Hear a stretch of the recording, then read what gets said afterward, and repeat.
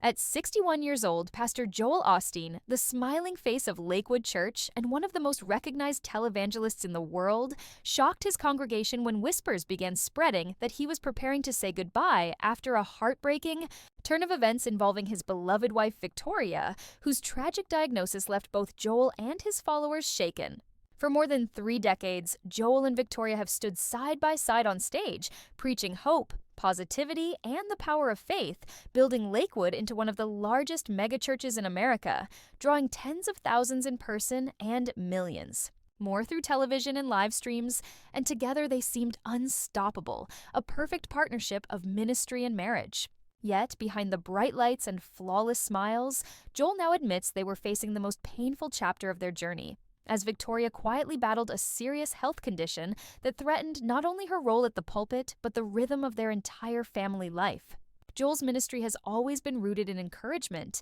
and never letting despair take hold. But when the diagnosis came, he confessed that he felt a darkness creeping in, forcing him to lean harder on the very faith he preached to others, clinging to the belief that God still had the final word. Those closest to the Osteens say that Joel considered stepping back from Lakewood, not because he had lost his calling, but because he knew his place was at Victoria's side, caring for her in sickness the way she had supported him for years in ministry, and his words, "Family is the first ministry," carried more weight than ever before. Longtime church members recall seeing a change in Joel. His sermons grew softer, more emotional, his voice cracking when he spoke about endurance and the power of love, hinting at the private battles he and Victoria were walking through together. Battles most of the public never saw. While Victoria remained as strong as she could for her husband, her children, and her church, Joel confessed in private moments that the diagnosis forced him to confront the fragility of life, teaching him